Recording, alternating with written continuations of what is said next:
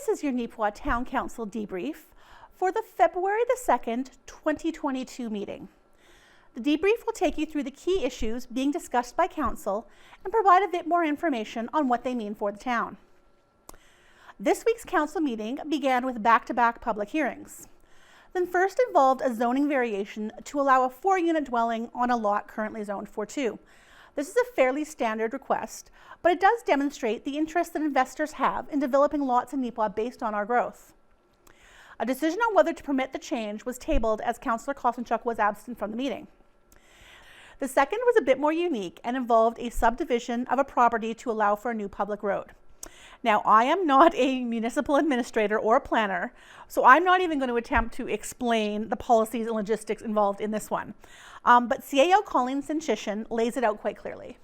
So this public hearing is technically about a proposal to subdivide land which results in the creation of a new public road. So rather than just speak through about the creation of the road, I think you need to understand subdivision, which you're going to have on your agenda later.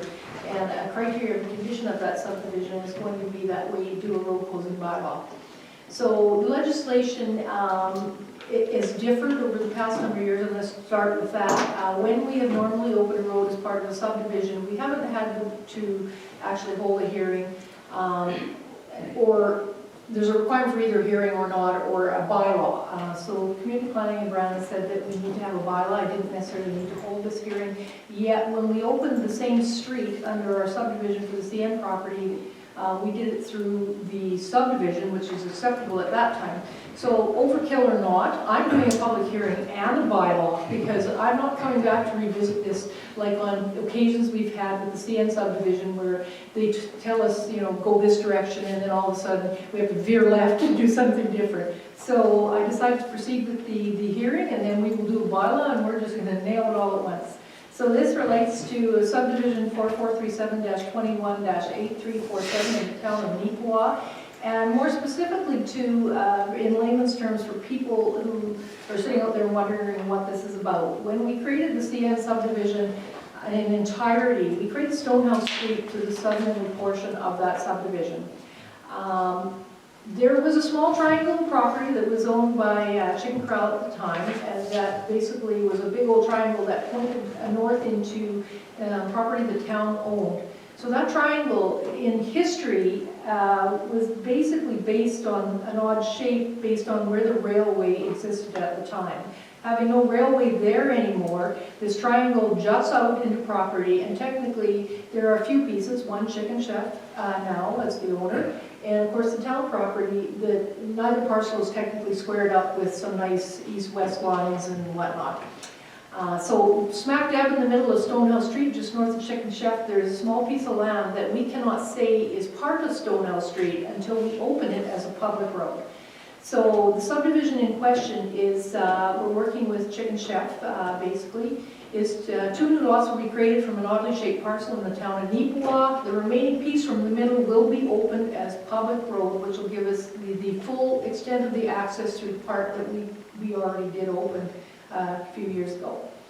The land in question is designated as highway commercial hold area, and policy 3.3.2 governs the designation and allows for the subdivision of land. It meets the requirements short of the particular size in question under zoning, but it becomes irrelevant because of what we're intending to do with that particular parcel there. The comments that came through the circulation process, the community and regional planning, basically we require a multi-parcel plan survey for the consolidation of mines and mineral considerations in series. We have to do a plan of public road to be open with a bylaw. We will do that once we get the surveyor to create that plan of road survey and plan of subdivision. And so in the coming weeks, we're hoping to have that for first reading. The boundaries of proposed parcels shown would reflect the boundaries of the mines and mineral restrictions because of consolidation of part of the titles there. And of course, you know, there's some mortgages attached to the property. We'll have to tidy those up and make sure that the piece that will be taken through the subdivision process is removed from the mortgage considerations. So basically the comments from the planning office, that if we're inclined to approve the subdivision in your regular meeting part, that we would do that bylaw, and I'd put that in the resolution. Circulation process that we went through to make sure everybody was notified. I did receive some calls They were just confused what it meant. I think a lot of people didn't realize there was this weird triangle that existed there, and they are perfectly happy with us cleaning that up and moving on. So that's just questions. After being discussed for the past year and a half since the Canada Day flood of 2020, work has finally started at Park Lake. Trucks began moving gravel last week and will continue to do so for another few weeks. Other elements of the reparation progress are at various stages, as Councillor Parrott outlines. Okay, so this is the Stantec report for the flood reparations. Site 1 is the Park Lake Dam. The rockfill riprap supply and tree removal contracts have been awarded to Rob Smith & Son. The spillway design is refined to the testing, has been refined to agree with the testing of the rockfill riprap material. The geotechnical laboratory testing for the dam design has been updated. And it is anticipated we'll have approval for the construction of the temporary access within Park Lake so that they can get the material in and out. There's an environmental request for review for the fisheries and oceans, which is ongoing. The dam design drawings have been updated to deal with the changes of the geotechnical design. Site 3 is the Park Lake Drive Bridge. So the DFO has provided a letter of advice to deal with the construction of that. And this structural design drawings will be finalized and the tender package is planned to be released in early February. Site 18 and 25 are the Neepawa Golf Course Bridge and Riverbank erosion. The geotechnical investigation is scheduled for February 3rd and 4th. And design work will be completed following this geotechnical investigation. So we are given a timeline schedule update all the time, and it gives the projected times, which get altered all the time. And as far as when does the construction actually begin, it is to be determined. With the new hospital becoming a reality, Councillor Parrott also asked the question, is there anything that the province has not indicated they are providing that we would like to see? Doctors in the community have been consulted directly, but other community members are also encouraged to get in touch if they have any thoughts on the subject. So we have this hospital thing coming up, and the one question I asked the doctors is there anything that the province is not putting in the building that you would like as doctors, and so they are going to be coming up with an answer to that. So if there are people in the community who would like to get some momentum going on a project, you know, and it would be something of the nature, not, you know, like a bunch of stethoscopes, it would be something like a CAT scanner or something of that nature, that they should maybe contact us, and we can maybe start looking forward to a direction that might be helping out enhance the services that we can offer here.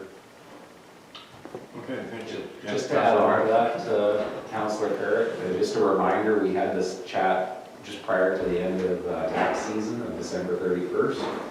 But as always, if people are looking for ways we can contribute to the facility and make sure we can add features like that, we see a number of communities that are always raising funds for things like CAT scan machines, MRIs. We do have that ability as a community to create tax receipt on contributions over $20. If they want to make a contribution to our health reserve, so we can go forward on that and make sure that we can equip this hospital with everything that our doctors do need and want. So, thank you. Okay. Manager of Operations Denise Kay brings up a perennial problem in the Neepawa area, grease blockages in the sewer lines. These solidify very hard in cold temperatures and are difficult and costly to remove. Another perennial problem, particularly in years such as this one, where there has been abundant snowfall, is piling of snow impacting sight lines, particularly at intersections. Because the town is bisected by provincial highways, responsibility for dealing with these is a combination of individuals, the town, and the province. Not too much to report on, other than that staff have been busy obviously cleaning up snow, so we've been running around trying to dig up fire hydrants, tidy up some intersections, anywhere we've got some poor visibility and sight lines, just to ensure safety, so. They've been tackling and picking away at back lanes as well, so I believe we're pretty much caught up, but lo and behold, we can start all over with today's snow. As Councilor Perry indicated, that Park Lake work has started. Should see trucks rolling around there. They've been moving since last week, and we'll see this running from February to March before we see completion on that rock haul and also the tree removal. Some concerning is that we're seeing some mainline blockages reoccurring now. This is a lot in part due to grease. So staff had some difficult time pulling our main lines. One of the bigger ones, a 15-inch line plugging solid grease again. So grease is still an ongoing issue here. We need to try to get residents to slow it down and stop flushing it down and dumping it down the sink. Trying to line up meetings with our engineers to discuss some of our infrastructure projects for this year coming up, whether it be services around the town, some of our bigger projects. So hopefully I can run in and touch base with them. And then just a reminder that our summer jobs are still posted. Right, Jordy, when do they close? You don't know offhand? Anyway, they're still posted. So if there's any university kids or you're looking for work, we have summer positions advertised right now. So please come drop a resume or fill an application out. And that's everything I've got. Councilor Gerard. Yeah, just a question, and you talked about clearing sight lines for snow banks. Who's responsible for the hill going down on Main Street by Brown? Because it is getting quite atrocious in there.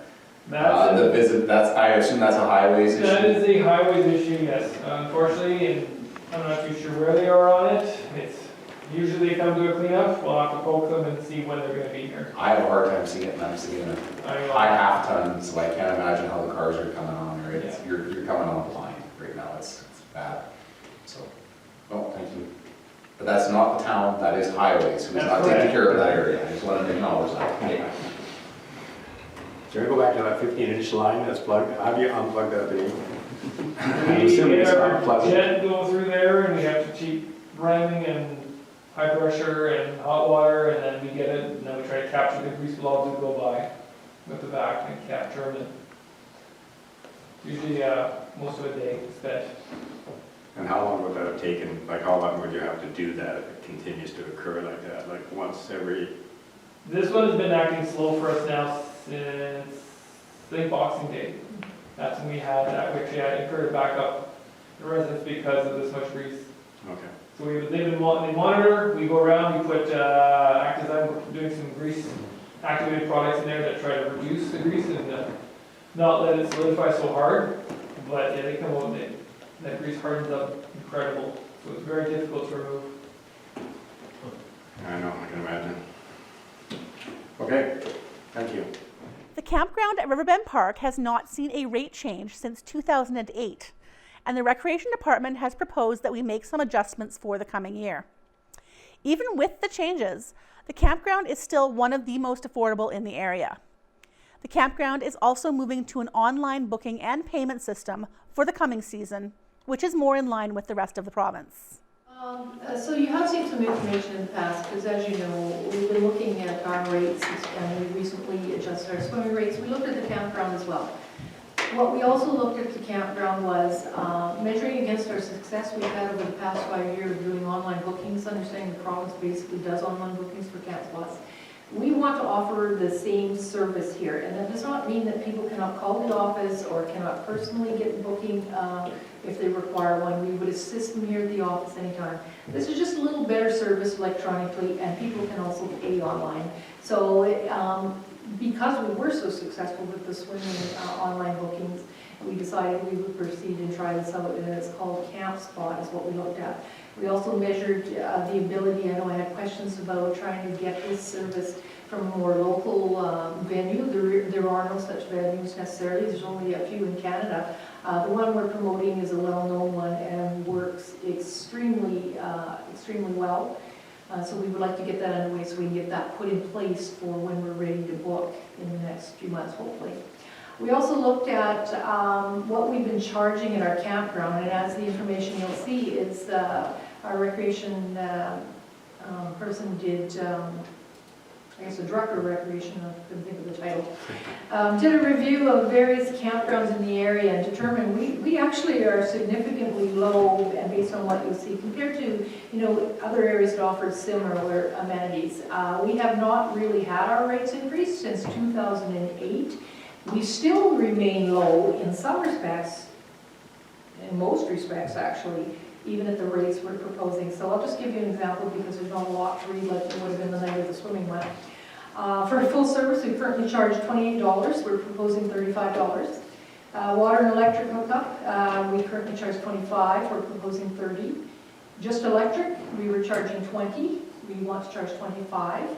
For no service at all, we were charging $15, and we want to charge $20. And like I say, we are still low. Finally, we come to a new bylaw regarding drainage for private and public property. This bylaw has been in the works for some time, and drafts have been used as guidelines over the past year or two. Passing the bylaw will formalize those requirements. It's helpful to understand two main features in the following discussion which support the grade or slope of the land and its drainage, particularly for people who have never had to go through this process. The first is a swale, which is a shallow, low-lying trench or depression that directs and absorbs water, often following the natural contours of the land. The second is a retaining wall, which is a structure used to support a vertical cut of soil so that the land can be at different elevations on either side of it. Jeff has been proceeding, as is Denise, on basically when people are asking questions about drainage. We've been using the terms in the bylaw as our guidelines to set requirements for drainage already over the last year or two. So this is just going to lock it down into a more formal document, looking at when you build your property, it has to have positive drainage, you know, of course away from your property, but not so that it impacts the neighbor's property. Talks about how you purchase your property, the degree of slope, you know, 2% from the first 2 feet in from the front and rear yard, 1% from the side yards, to a gradient of 4 as you proceed to your property line. It will address things like whether you have a foundation or not, and the requirements for how you drain, whether it's acceptable to drain to a swale. It has provisions for allowing our designated officer to take a look at the logistics of the land, the logistics of what development could be there or may never be there, and giving him a little latitude as well, or whether it be a different designated officer as our manager of operations possibly. I think we've nailed it all. The big difference is now when you come in for permits or anything, or meet Jeff in his office, you have to get a drainage permit now for $75. Depending on the works, technically you will leave a deposit here with the town of Neepawa to make sure that you follow through on your drainage, and you'll get, when the works are done, you will get your deposit released back to you. Should you not proceed and complete the works that would be required and noted on your drainage plan, we will take that money as the either full payment if that's all that was required, or a partial payment towards completing those works on your behalf, and then any difference would be attached to your tax base. So it just gives us a little bit of levity and some stability insofar as making sure that, you know, we've had some issues with drainage in the past, and that we're trying to take everybody into account when we're looking at what's going on out there. So we're hoping for support of this. Of course, we can do amendments between second and third reading, should you so require to do so after reviewing, you know, the document. And if you have any questions, Jeff and I will try to answer them. And Denise. Okay, so maybe I missed that. You gave me a lot of information. So when you do the drainage and the house sells and someone else takes ownership, how does that work? Like, does the next owner understand what he has to maintain? And the permit would only come as either, I guess, if you're altering the elevation of your property, you'd have to require a permit.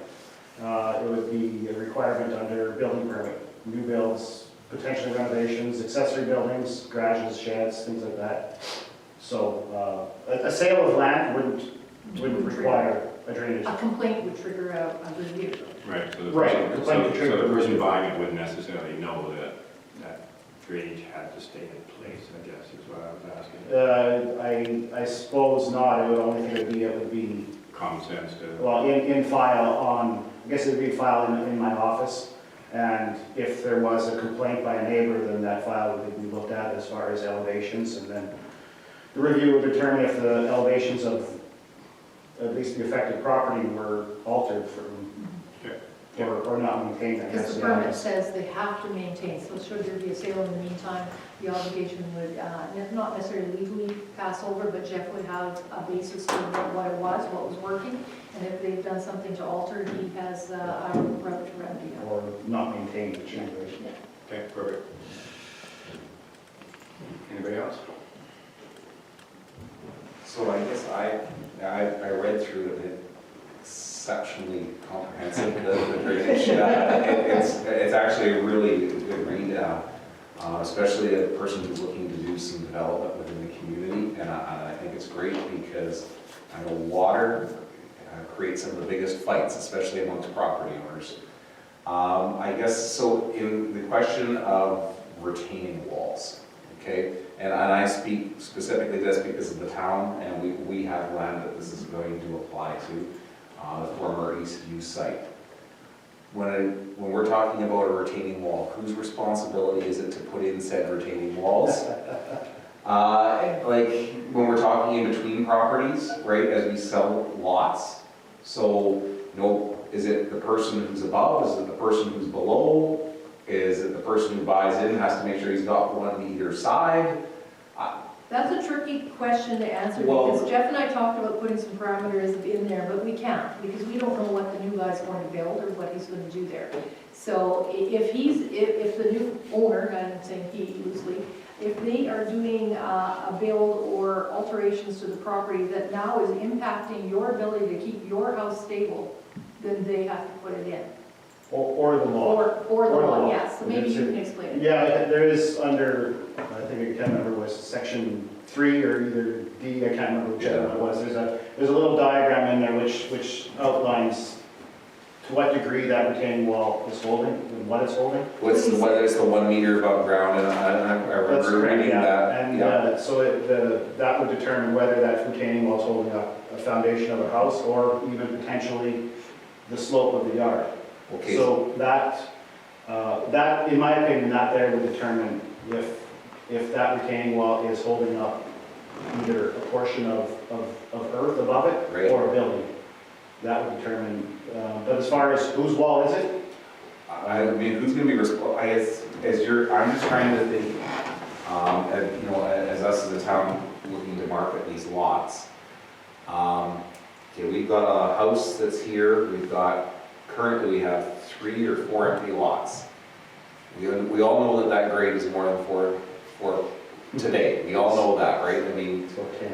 yeah, I didn't do very good in geometry and all that, but I do know that's more than 4 degrees.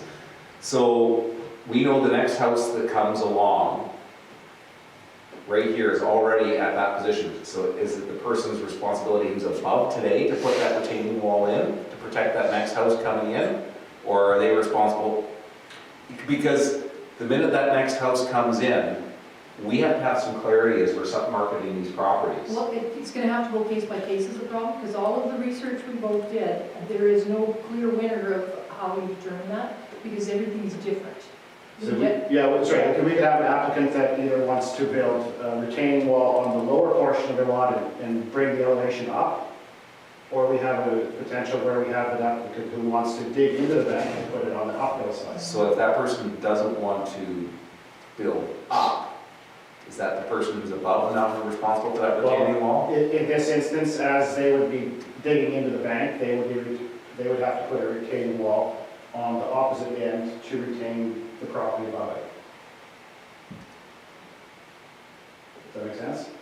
Like But if no one's building below them, then we already know they're going to be in excess of 4 degrees. Are they going to be responsible for a retaining wall? I guess there's a potential a person could have too as well. Well, technically, the form is just to create slope to a possible swale. It's Yeah. the 45 degrees that you need to pay attention to whether a retaining wall is required. Because there's a potential, depending on, and then we don't really know until we see the house plan and we see the grading, there is a potential where an applicant may have to put one on either side. If they don't have somebody above them, they're still responsible for holding that earth. And Okay, so then let's take another example and we can move south onto Adelaide, right? And currently we see one house there.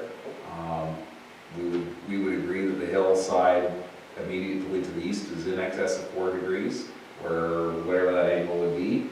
Are they responsible for a retaining wall today for the property that's immediately adjacent to the east of it, or is it the property owner to the east of it who's responsible for that retaining wall?